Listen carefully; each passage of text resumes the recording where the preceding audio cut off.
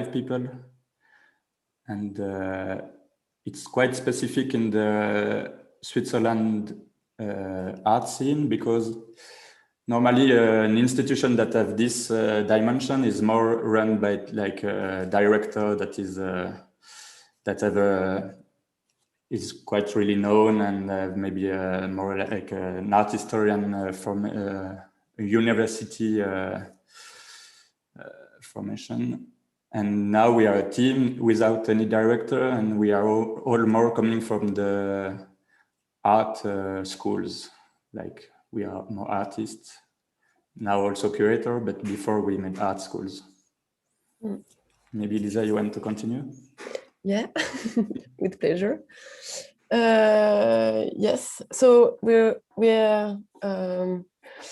as you said, Martin, we come from art school, so we were all artists, and we all begin with like small places, like in some basement, to do exhibition with our friends, or to have a little small art space in our city. I'm not come from Neuchâtel, for example. I come from near Geneva, another lake again. we all by lakes. And yes, now it's really like so it's difficult for me like to choose what I am doing, what I am telling you now, because we have this presentation tomorrow and we are going to deep in the details maybe. But that's really our way to do. It's really to be between the institution and the museums and the artist directly, or these small spaces. In Neuchâtel, we are alone in this position. There are like little spaces, but they are quite small compared to us, budget or space or rooms, etc. And there is like a lot of museum for a small city like that. There is, okay, how do you say, un muséum d'histoire naturelle? So Natural History Museum. Yeah. Ah, it's like that. Okay, Natural History Museum. Thank you, Martin. An art and history museum, an ethnology museum, and did I forget something? We have quite yeah. It was a flourish city next in the past century, so that's why we have a lot of different cultural possibilities. But there are also quite a bunch of good contemporary artists. But we really try to cross these artists from our city, then the others, as you said, Martin, from the German parts, the Italian parts sometimes, and French parts. And it's really like, you know, it's so small compared with Russia, for example, the Swiss. So it's so easy to travel. We go in Zurich to have a vernissage, and it's always like that. We invite each other, and travel a lot by train. But it's all things are very close. And Martin, have you another idea? Do you want to talk about that? Is not too similar for the talk for tomorrow? Maybe the specificity with Neuchâtel is that we don't have any art school. So sometimes it's not so easy to have a public and to have to know the new scene in Neuchâtel. So because a lot of young artists are going to Geneva or to Lausanne to study, and after they stay in Geneva or in Lausanne. So that's a bit sometimes the problem maybe for the local scene, but we work also a lot with the international artists and the national artists. So the idea is also to invite people to come in Neuchâtel. We have like a residency program. We have 2 flats near the art center where we can invite people to live a moment and to work with us. We really try to produce work with the artists. So we try to put our money more in the production with the artists than in the art transport. And yeah, maybe you have question. Thank you. I think that I have some, but first I would like maybe to ask our participants if anybody has a question, please make a noise, because I think I'm not gonna. Yes, Lena, please. Yeah, thank you, Julia. Yeah, thank you for this presentation. And I have a question. It's, I think, more personal one. But what do you feel about this artist who left Neuchâtel for Geneva or some other cities in Switzerland or in other countries? Because I think it's super common problem, not a problem, but the situation for every Russian cities, because everyone want to go to Moscow or to St. Petersburg or maybe in Berlin or in Geneva or some other cities who has this, which has this lots of opportunities, lots of spaces to exhibit and to education and so on and so forth. So what do you feel personal? Because for me, it's a super big problem, and you know. I think in a way in Switzerland it's normal to go in another city because it's so you are so fast in another city. Like I always think that Switzerland is like a big city, or because take the train is like take the metro to go in the other side of the city in a way. So, but there is still like a more regional scene in a way. That are maybe more people who don't want to live in these big cities and are more interested like in this region that is also a bit specific with other little cities in the area, like Bienne is another city, or La Chaux-de-Fonds. And it's smaller city where there is a scene, and all these kind of artists really recognize them between them. Yeah, they are really, in a way, there is a scene also, but more like smaller city together, linked together in a way. In fact, I think also it's really different than we compare always for the French Swiss. We always compare us to France because it's so near and we talk the same language. And maybe you have a little bit the same problem in Russia, that they're like Moscow and St. Petersburg, it's so big, the polarity is really big. Like in France, it's Paris and the rest of France. And it's so shocking. So really here in Switzerland, we have more like an history, more like we are, how do you say that? There are not big polarities like that. It's really different. It's more like you have to, we are spread around this small city, and there are really strong exchange every time. So even if an artist stays in Geneva, they will eventually return here just for a show, just for see French, but you can just come back every weekend if you want, really. So it's more porous or more easy to do that than maybe in Russia. So it's not so strong for us. We are all travel, try another city, do some studies.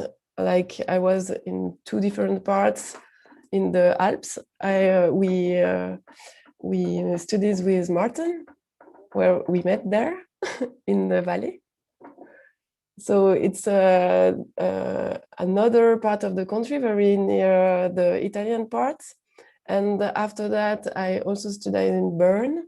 So it's really in the heart of the German part. And that's always like that. I'm not the only case like that. So, yeah. So Anne-Sophie now has a question. Thank you, Lisa Martin.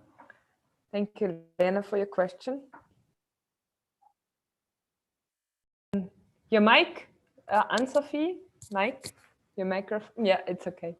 It's a bit more specific question, but you understand why I will ask it. So because in Neuchâtel, in the canton of Neuchâtel, we have two big cities actually, right? So we have down Neuchâtel and upstairs a really big city where Le Corbusier came from, La Chaux-de-Fonds. And you said that before, like in La Chaux-de-Fonds there is a big scene, like they have also an art school, and I mean it's almost the same time to go to Zurich from Lucerne to La Chaux-de-Fonds from Neuchâtel. So that's why I wanted to compare it with maybe with Lucerne, or maybe also surrounded city from Lucerne. How do you feel about it? Like, do you have people from La Chaux-de-Fonds coming down to vernissages, or do you have this exchange with them? Because for us, for example, in Switzerland, in Lucerne, it's really hard to have when we have vernissage. People usually don't come from Zurich or from Zug to see our vernissage, but we go to Zurich to go to see vernissage. So yeah, it's that's why I wanted to ask how it's, because it's the same. It's a bit like it's a bit unusual because it's the same canton. You know what I mean? So yeah. Martin, maybe you want to answer that? I think you're the best for this answer. Yeah, I think people are coming, but it's really strange because in a small country like Switzerland, like in a small canton like Neuchâtel, there is still some difference between the two cities, and it's so strange. It's not, in a way, it's not also not the same kind of art scene in La Chaux-de-Fonds or in Neuchâtel. But still, I think in a way, we are linked also with Bienne, Biel, that is bilingual cities, and also maybe cities in the Jura, like Porrentruy, or there is still micro scene in all these cities that are, and I think that's it's also a kind of art, and in a way a mood that is not the same than the artists that are living in a big city, maybe. Mm-hmm. Yes, please. And after this question, we need to travel to Russia. Last question. How do you manage to keep up your connections? Like, do you actively go to Bienne at vernissage as well, or yeah? Okay, good.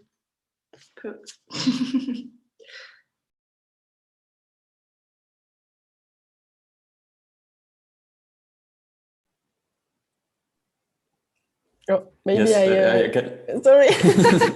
Okay. Yes, we definitely do that. You have to be there so the people remember, and after they come to, hey, hello.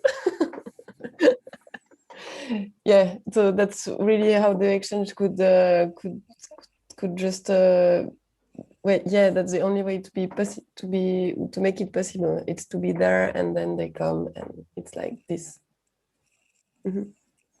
So I need to take my moderator role and to ring another bell and to show you where we're going, because it's quite far. It's I tried to ask Google to bring me there with the train.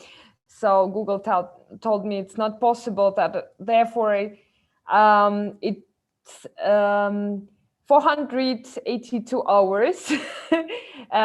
Google suggested me to take a car, which would be 30 hours from Neuchâtel to Zheleznogorsk.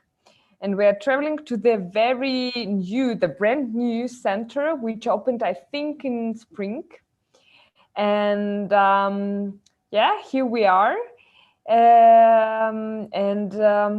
I give word to Nikolai, and I'm very curious because I left Russia and haven't seen that art center. So I'm really curious. Nikolai, the stage is yours. Да, всем привет, всем привет. Я очень рад. Hi everyone. Hi everyone. I'm honored to talk to you, and indeed, I would like now to share the screen and show you Zheleznogorsk on the map in detail, because there are some particularities.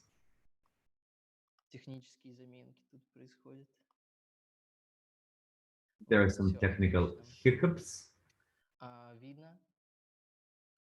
Can you see it? Good. I would like now to begin with the history, because my tomorrow's story will not have much history in it. Now we are experiencing an immersion into the magical fairy tale, because Zheleznogorsk indeed is the town of magic, wizardry, and sorcery. It has been happening here for about 70 years, I would say. And here we are. Here we can see that there's some sort of odd hole in the ground. That is the mine. And that is the mine that began the city in 1957, back in the Soviet era. And Lenin said that this should be super energized, and it's about energy. Zheleznogorsk, Żelezo Zheleznogorsk literally translates as Iron City. Zheleznogorsk, or even Iron Mountain, Iron Mountain. Iron Mountain City, that's what Zheleznogorsk means. So here's what happened and what is happening now in Zheleznogorsk. So it's a relatively young town, and it's pretty small even for Russia.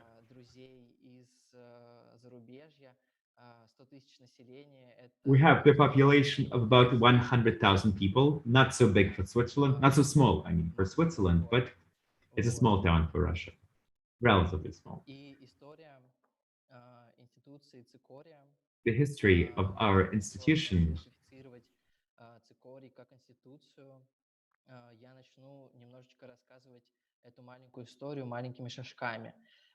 the institution is called Chicory or Chicory, as in this piece of plant, chicory, Cicorium.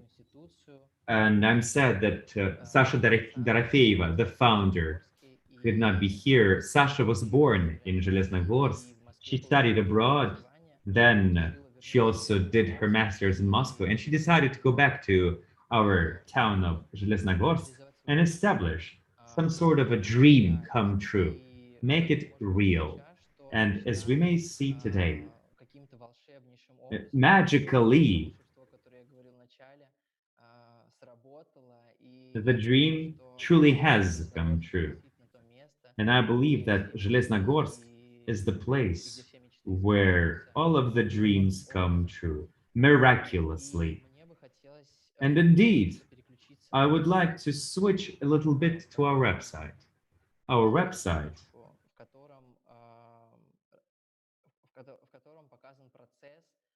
where we can see the organization process. Here is our headquarters and the team that has been working and bringing Cicorium in the recent years. Alexandra, Andrei, who is a chief programmer, and now there's only two of us left. Me, Nikolai, and Sasha Dorofeeva. We hope that the situation might change and eventually the team will come together and become strong. So here's what I want to tell you about. I want to tell you about how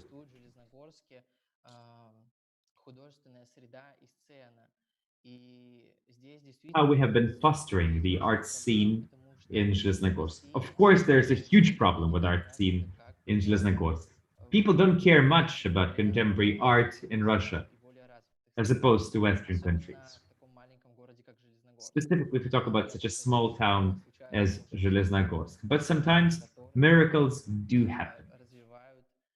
Those miracles bring about the art scene.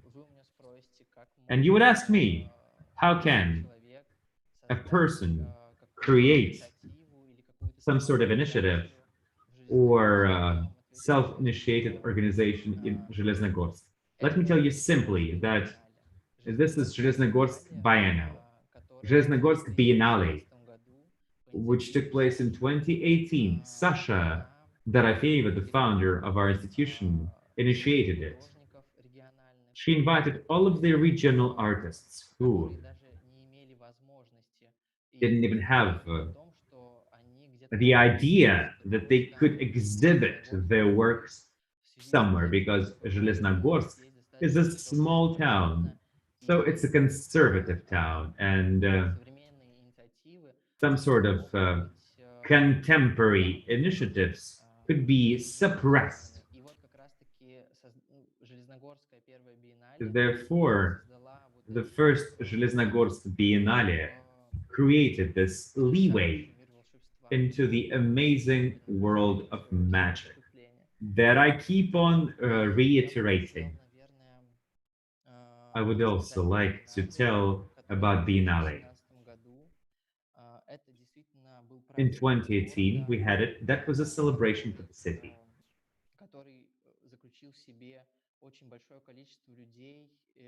The celebration that engaged so many people. It was a small local event.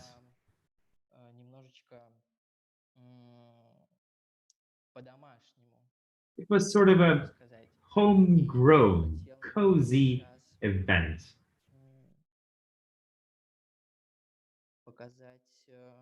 And I would like to show you now the space where we hosted the Biennale.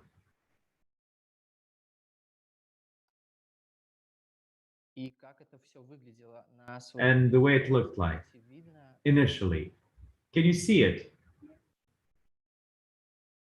Do you see the image? Супер, отлично. Great. Да, это то самое первое сообщество художников. That's the first community of artists that, due to some reasons that are hard to understand, still came together, having created the first exhibition. This looked like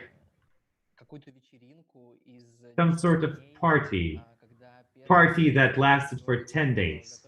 During the first 5 days, the artists were building the space and installing the objects. Then the party continued.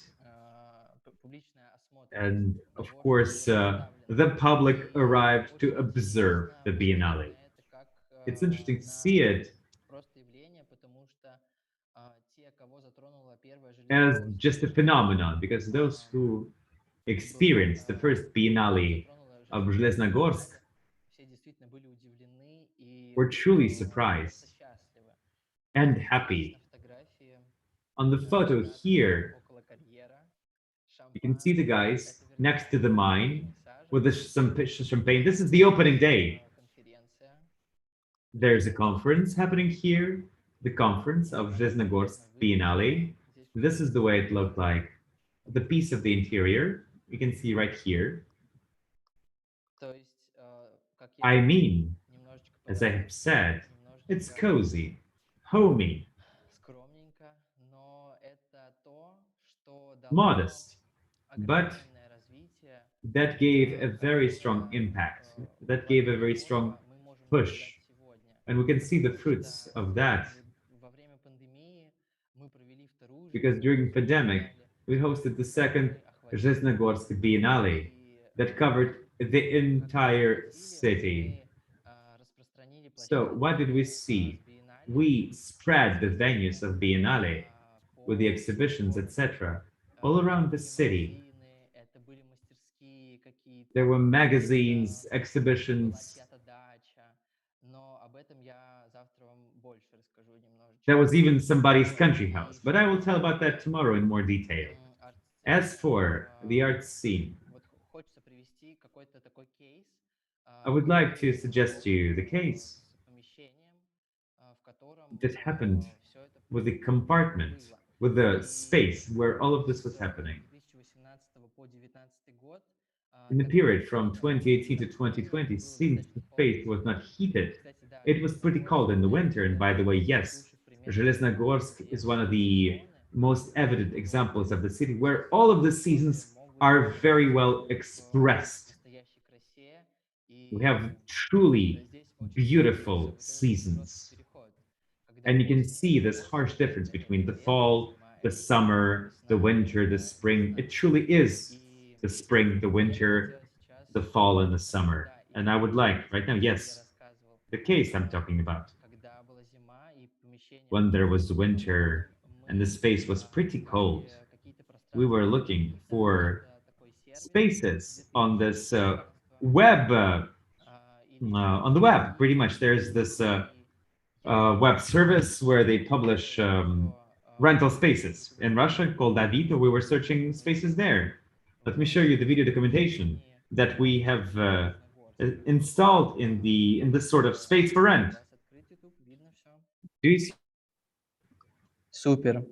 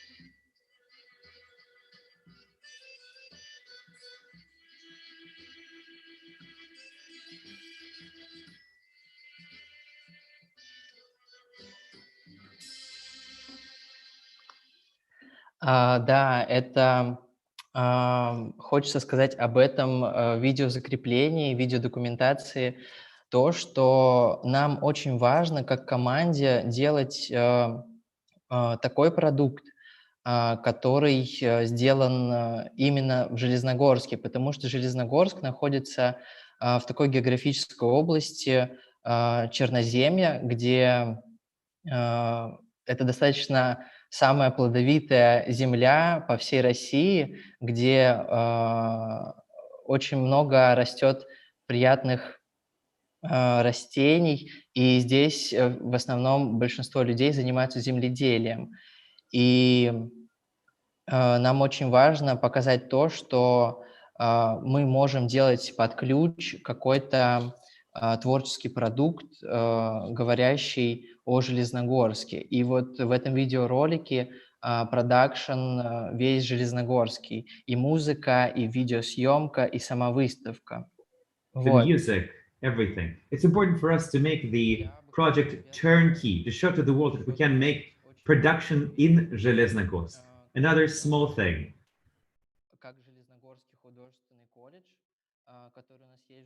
We have Zheleznogorsk Art College, actually.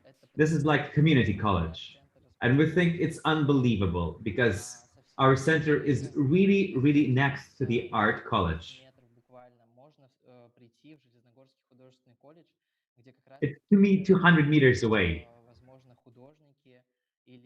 And probably they're now teaching there the future artists for the art scene, not only of Zhelenogorsk, but also of Russia. We also want to highlight that there are certain problems by all means, and not everyone can move from this art college into a new, more contemporary context, because Russian art education is traditionally more academic, mainly traditional painting, graphics, and conservative venues of art.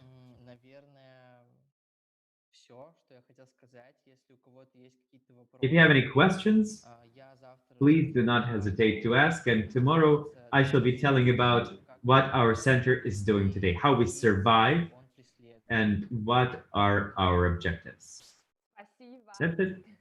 Спасибо, Коля. Thank you, Коля.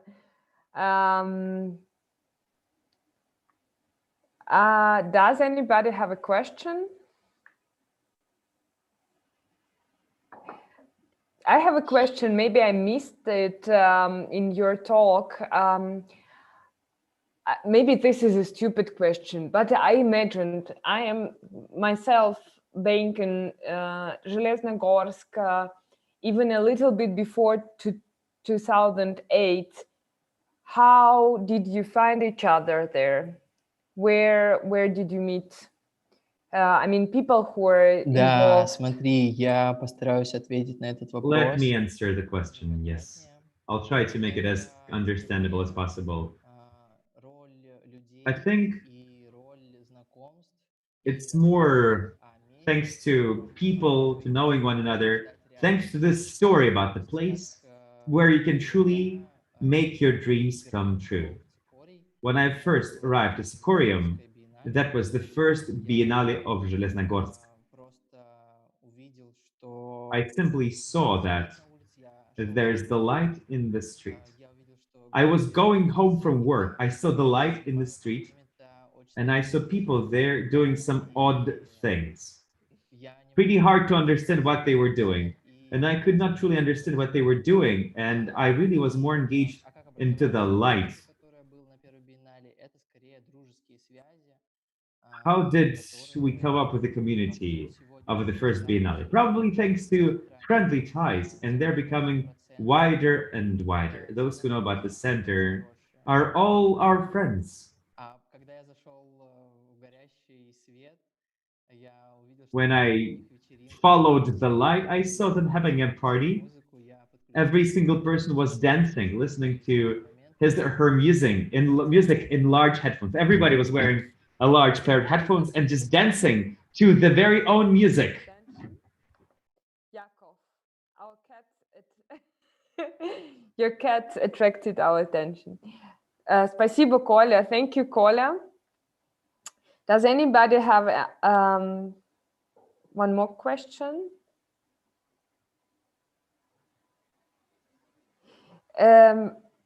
I think maybe it's a more comment or something, a reflection.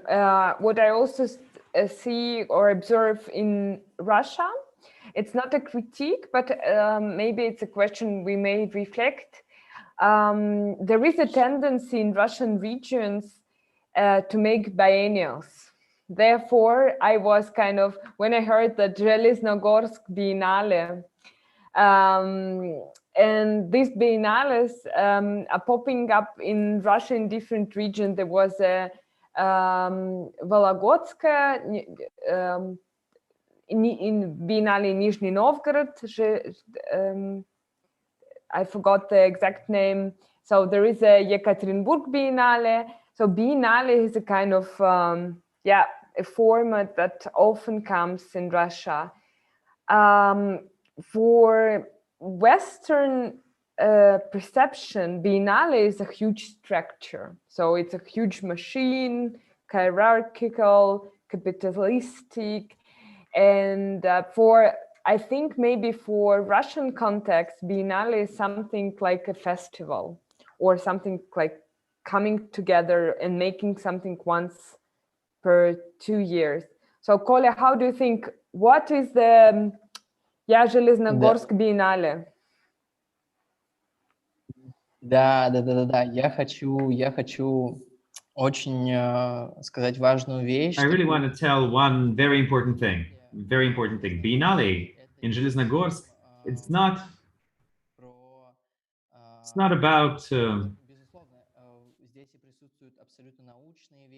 I mean, there are purely intellectual sides of it, research sides of it, but Biennale, first and foremost for Zheleznogorsk, is the fact that you can put together people, your friends, whom you have known ever you put those people together and help them to do something together and just be happy about it.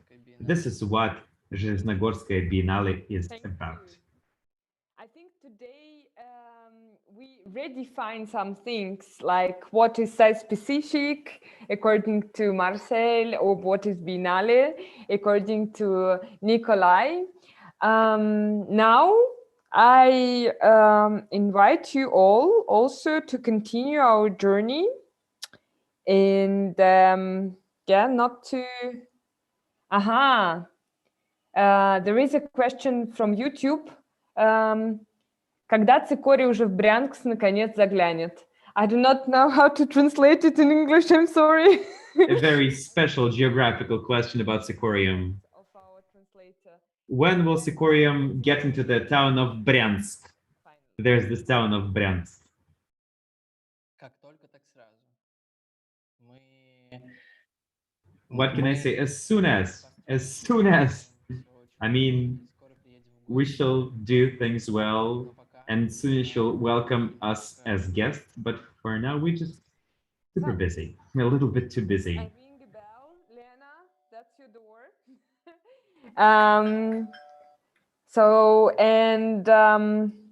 I don't know if you're going to show the map, but I will shortly share our way, how we travel. Google told me that there's also no train to come from Железногорsk to Krasnodar, but I think you managed to go to the opening of Chicory. Am I right? So maybe you share how you got there. Otherwise, we're traveling to south from here. On the car, it's only 12 hours, so very close. Lena, the stage is yours. Thank you, Julia. I already shown the map, but I think I should do it again. But have you... Вы слышите на заднем плане, Юль, такой звук странный или нет? There's this odd sound in the background. I see the cat mewing. Возьму немножко секундочку и перейду в другое место. Give me a second. I will move to a different space because this sound will not go away. Community exchange, but it was a nice sound. Да, тогда я расшарю экран и попробуем еще раз. Let me share my screen then, and we'll take another look at the city of Krasnodar.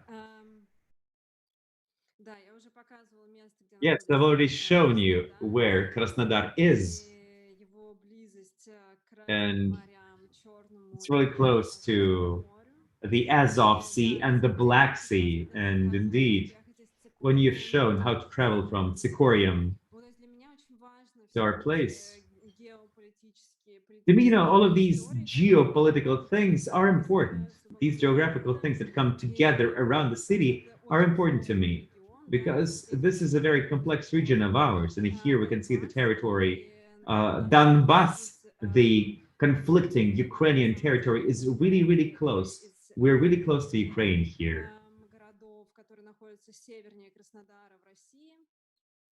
Он был бы ближе, если бы не было войны на Донбассе, которая ведет... The rest of the world would be closer without the Donbass conflict. Краснодар, на самом деле, достаточно большой город. Krasnodar is a relatively big city, and it is growing very quickly. The population of Krasnodar increased in the last 10 years by the factor of 2, almost doubled. Our population about 10 years ago was about 700,000 people. Now the entire agglomeration is about 1.5 million.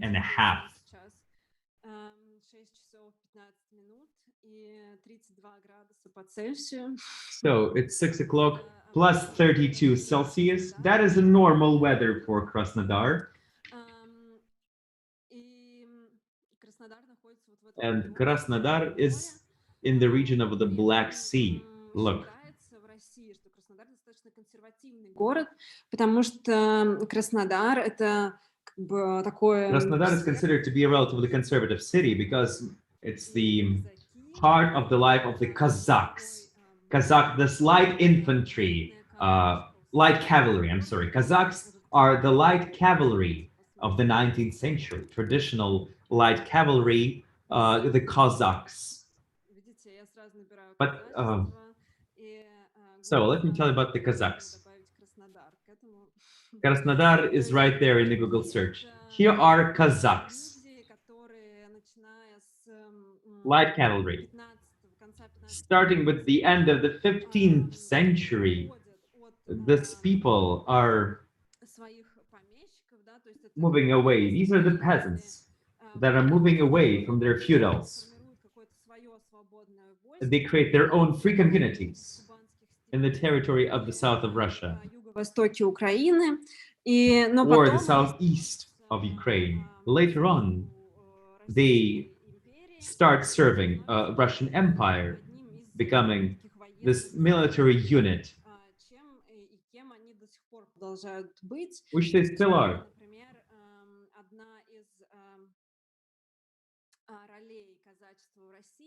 One of the role of the Kazakhs in Russia is breaking down the political meetings.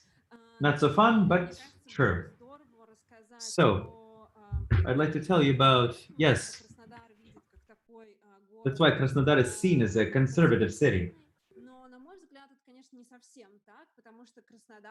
But I believe it's not entirely true, because Krasnodar is a big city, puts together a number of identities, and I truly believe that in some ways it can be a city that is even more free than Moscow, just because there is not this keen eye of the government overseeing anything in Krasnodar. I mean, the Kazakhs will come and get you if somebody paid them. Otherwise, they're not going to do anything.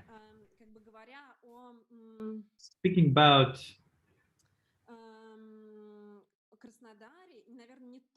Krasnodar, and not only Krasnodar, but the entire region of the south of Russia, I would like to tell you about it through the projects of different artists. In my opinion, there is a number of significant art projects in the region. One of the projects is, we have this page in English, by the way, the project by Yelena Kolesnikova of the Voskhod Cooperative.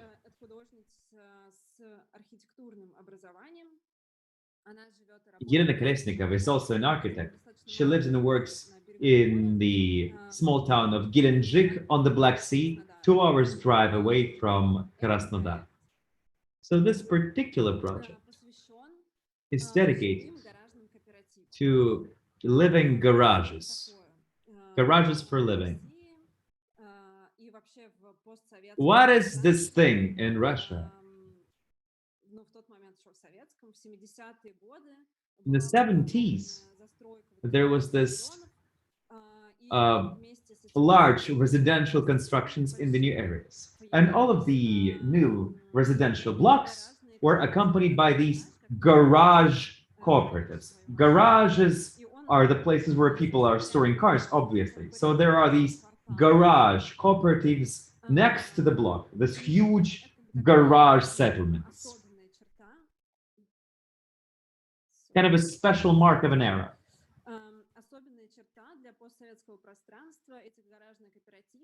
Сейчас их просто начинают использовать очень по-разному. Никто уже не хочет оставлять свою машину так. Now people don't want to leave their cars that far from their apartments. So these garages are appropriating new functions. Some people make their workshops. Some people build their just warehouses to drop all of the stuff that is useless in their apartment. People turn their garages in sometimes residential places. People turn their garages into living houses. So here's a sketch. Елена Kolesnikova decided to build this sort of garage within our Center for Contemporary Art. This was our first project after the quarantine in June 2020. We decided to build this model of the living garage within the space of Typography, using all of the particular features of these garages, the cheapest construction materials,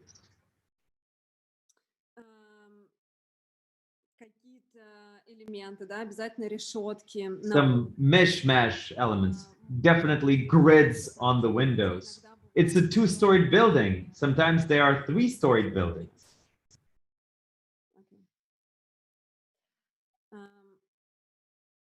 Он недостроен. Это тоже принципиальный момент, потому что эти жилые гаражи, они как бы These buildings are underbuilt, or they're always unfinished. They're never finished. They can always be reconstructed, changed. People who live there never see this living garage as some sort of permanent dwelling. They see it more as something temporary, like they're living there now. But in a couple of years, they accumulate enough money and move to some one-roomed apartment or something like that. But as a matter of fact, these garages are also becoming the opportunity to improve the space. People plant bushes around, make some pretty verandas, etc.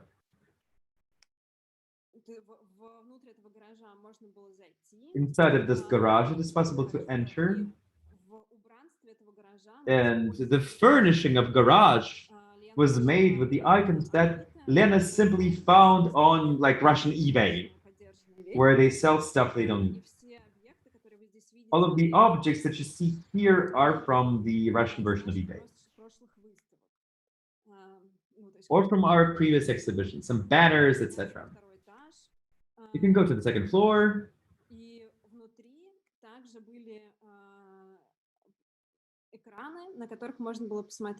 And inside, there were screens where it was possible to observe the interviews of the members of garage cooperatives. People were telling how come they're living there, sharing their dreams, telling that they want to leave the space as soon as possible, etc. Also, Lena made the drawings, and in these drawings, these are watercolors, architecture sketches, where she was showing the real garages that exist in her town of Gelendzhik, where she lives. She was showing how these garages can look like, how different that they can be, exposing the most tremendous imagination of these garages. She was also doing this pop-up shapes, like pop-up cards, showing one of the streets of these garage cooperatives, because these garages are not standing alone. No, there could be up to 1,000 of these garages next to one another, or several hundreds of garages, one next to the other. The entire streets of these garages. This project is, on the one hand, very local, borrowing local history. On the other hand, it is very well fitting into the global agenda of urbanization, over-urbanization,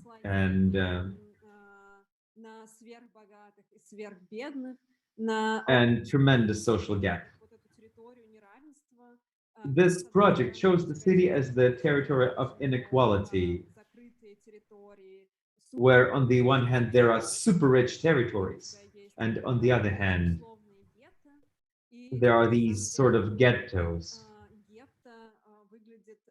And this is about how the ghetto looks in Russia.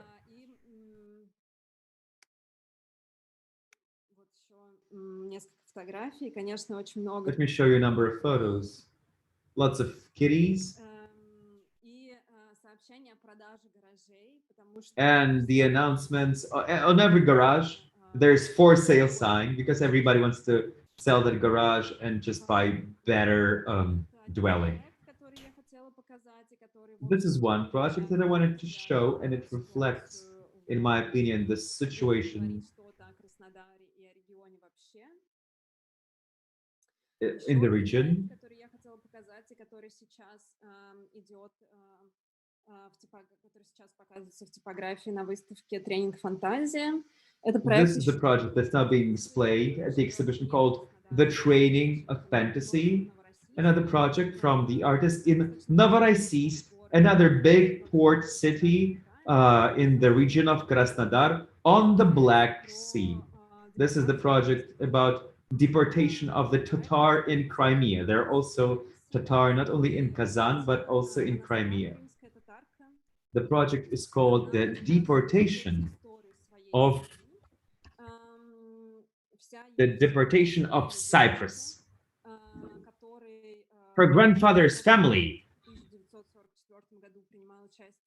who was fighting in the Second World War in 1944. He was in the war, and in the meantime, on May 18th, 1944, his entire family, as well as all of the Crimean Tatars, were deported and settled in different regions of the Soviet Union. These people were sent to Siberia, to Kazakhstan, Uzbekistan, mostly so that they would do farming there. This settlement was violent. This resettlement was violent. It's considered to be genocide because so many people died in the process. Many people died in the first years after resettlement because the territories for resettlement was not adapted at all.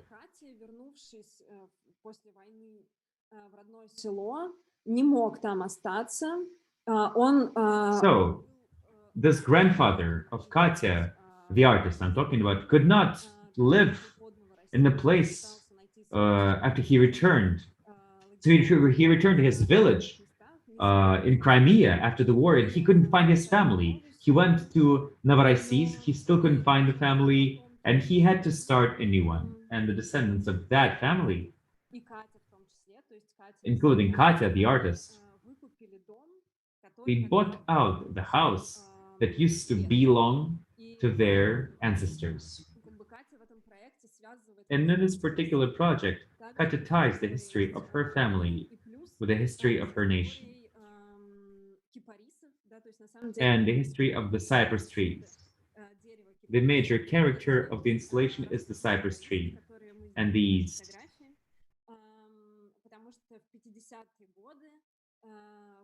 and the sprouts of cypress, because in the 50s, Stalin ordered to cut cypress trees. It's not entirely clear why, but it was just simultaneously with the resettlement of Tatar. All of a sudden, the cypress trees were just the same enemy of the Soviet Union as Crimean Tatars and many other nations that were deported in the Soviet Union. So, Katya puts together these seeds of cypress. Которая уже в очень плохом состоянии, которая была как раз вот в этом доме, который они выкупили, в доме ее семьи. И этой балки... She's using this log, cypress log, that was a part of the house that they bought out. So they used this log to kind of sprout the cypress. So this is the way she's trying to tell about the story of the nation, personal story, the way it's intertwined with the nature.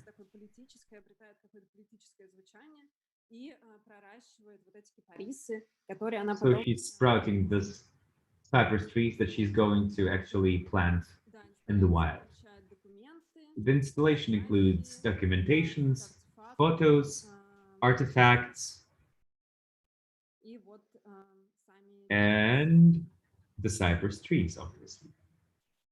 И также на выставке лежат вот эти зерна, семена. Also, there are these seeds in the exhibition, so everybody may pick up this cypress seed and settle it and plant it anywhere. Потому что я и так много говорю. Но мне кажется, что эти два проекта, они как раз показывают как бы множественность тем. I believe that these two projects show the range of themes around our city. Спасибо, Lena. Thank you, Lena. I like the way you made it like from outside inside. So we are kind of traveling inside Krasnodar, but within typography. Thank you for that. Does anybody have question now?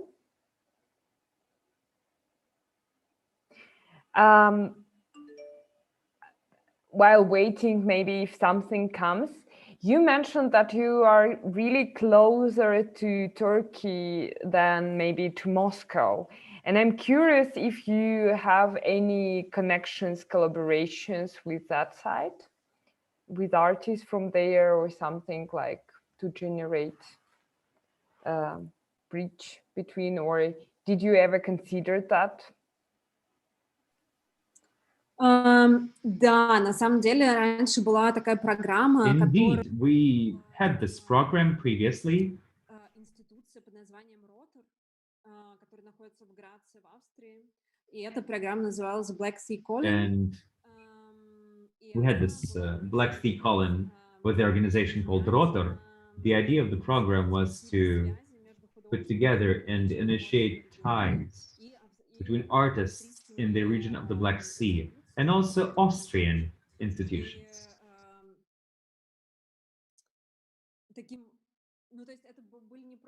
I mean, these were not simply the projects between the cities of the Black Sea. I think we launched this project in 2011, and Typography started its operations in 2012 with the exhibition of the Austrian artists who actually came in a framework of this Black Sea Calling program.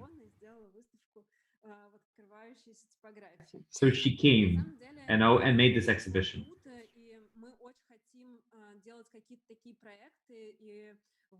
Мне самой очень интересен регион Черного моря и I love the project. I'm very interested in the region, and I truly hope that we shall be able to come up with something significant. На самом деле, вот еще один проект, который я хотела рассказать, это another project that I wanted to tell about. We have this art group called ZIP. They are actually very vibrant artists, not only in Krasnodar, but also in Russia, and they still live in Krasnodar. They are now doing this project called Techno Peasants. This is a half imaginary story about high-tech commune in the beginning of the 20th century, achieving communism, thanks to the highest high-tech. So this commune has been able to elevate from the ground and move into the sky based on its principles and laws, sending messages to those who are far behind in the past in the capitalism on the earth while they are the communists. So ZIP becomes a medium. And indeed, that is the research project where real-life research becomes the basis for fiction. Это казаки, но которые... The Zips are researching the Kazakhs who refused to abide to the will of the emperor.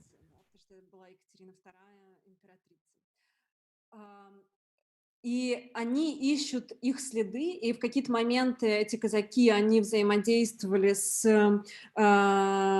народами. So the Zip group are looking for these ties of Kazakhs or the nations of the Northern Caucasus, they were even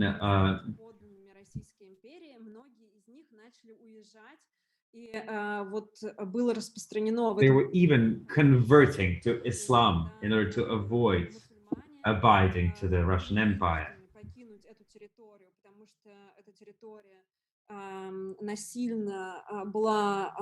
The Muslim eventually had to leave this territory because this territory was violently converted to Orthodox Christianity. So the Muslim had to move to Turkey, and Zeep in their projects are using folklore eventually, created by the Cossacks who moved to the Turkish cities. Sounds complex, huh? More than complex. Несмотря, I do not know what language already to choose in the end of the day. Even though I come from Russia, even though I went to Krasnodar several times, not only once, and got acquainted with different artists and knows it, but it's kind of the history one can dig and dig. And I think it's a great also opportunity to be rooted in a region and to have opportunity to dig that deep, to have to work with all these contexts and layers of this history. Dear all, do you have questions?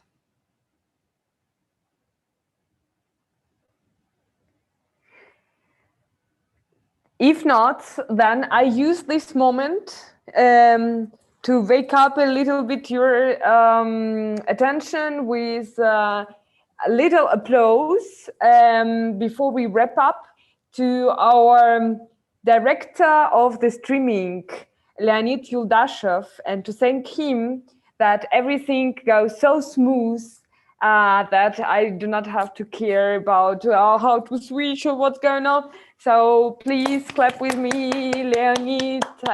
Леня, я надеюсь, что ты нас слышишь. Спасибо тебе огромное.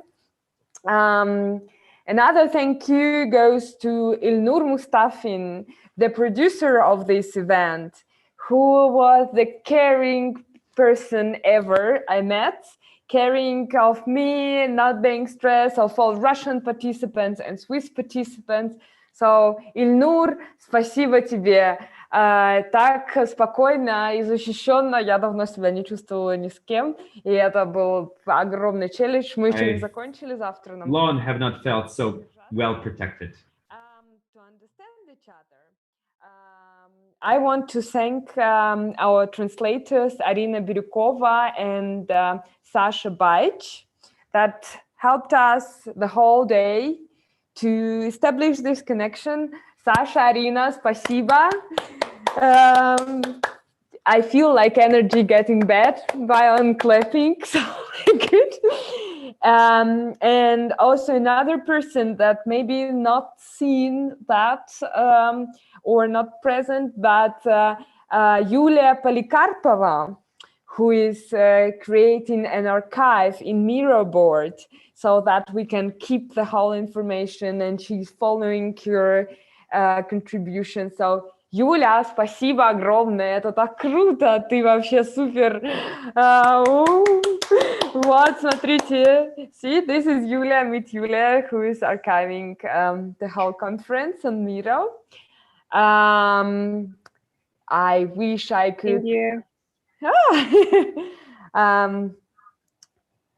And Kirill Maevsky, who initiated this thing and was keeping the energy, I think, more than half year. It was amazing because I heard about this project half a year ago, and it was like a wave. Now we're doing, no, let's shift to summer, and like all these waves, and it was very difficult, and with endurance and stamina, we are here. So thank you. And Pro Helvetia that supported us to have it so professionally. and to make it possible also to invite different participants. Thank you, Prohilvece. I hope that someone is following us.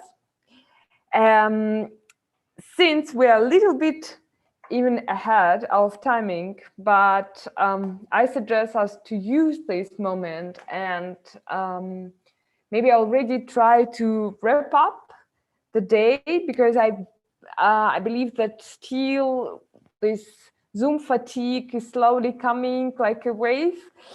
I will share with you our Miro board, and that I really consider as a great instrument. So that's it. So I don't know if everybody or if you were following the day how this Miro board from the empty digital space became this. Thank you, Yule, once again. I was trying Ilnur and Anne-Sophie, and I don't know who was also contributing. Thank you all. So we started our day with some very important, I think, message that to be friendly is easy, and with some sonoric practices introduced by Lucy, and saying that we have all the time. And I think we took it through the whole day, and I didn't feel that we were stressed at any moment, that we had to keep the pace. And then we traveled to Novosibirsk and talked about dynamics and statics, and heard different formats actually, and very diverse understanding of audiences, which is very important, I think. And also we talked about endurance that one has to have, and patience, taking projects, not only 48 hours marathon, but 1 year at least, or process-based, project-based. Then we had a pause and traveled to Liechtenstein with Marcel. And residency is not tourism. I liked it. And thinking out of bubble, trying to connect with communities and trying to establish different instruments, how to engage formats, how to keep in a dialogue. Then after Marcel, if I'm not wrong, then we traveled to Krasnodar and talked about self-proclaimed, I liked it, self-proclaimed institution, and touched the problem of dirty cup. I think everybody will remember that, and talked how to create community, not community, collective, I'm sorry. And that's also, I tried to put some notes how to take care of each other and not to burn out on this way during independent institution. And then we went to Kazan and Smyrna, and really could trace how from very small book formats, like very small idea of a book as a media, Smyrna grew to the very rich and important institution, I think, not only in Kazan, but also in Russia. Having book is an instrument of a dialogue, communication, art piece and establishing different projects and formats, where book can actually be the medium, telling about mythology or telling about art or philosophy. And we had a pause, and then we started to visit each other in different parts of Switzerland and Russia. First, I introduced Vladivostok, and it's a pity that I had to do that, even though I've been there and know Jana and know a little bit of school. But yeah, we've been at the very edge of Russia, next to Japan, and heard about Vladivostok Art School. Then we took, I don't know, what, a plane, I suppose, and traveled to Lucerne, the rich cultural capital almost of Switzerland, if I may say so, but not only. From Lucerne, it was very easy with the Swiss train to go to Neuchâtel, which is in between languages and cultures. There is also another name of Neuchâtel, Neuburg. And first, as a non-Swiss person, I was confused. I thought there were two cities. From Neuchâtel, which is in Switzerland, we took, I do not know what exactly, maybe a car, but very special car that brought us to Zheleznogorsk, to the city, to the space of miracles and fairy tales coming true. And there we traveled to Typography in Krasnodar, with its rich history of Kazakhs and garages and different layers of population. And that was it. I hope you enjoyed our journey. Thank you for sharing time with us today. I'm super happy that we managed to stay the whole day. I believe it's very difficult, and thank you so much to be so involved, engaged with the discussion. I remind you that we continue tomorrow with new institutions and new positions, also from Russia and Switzerland, and new travels. So please keep up and join us. That would be it from my side. Thank you so much, Julia, for making it all for us.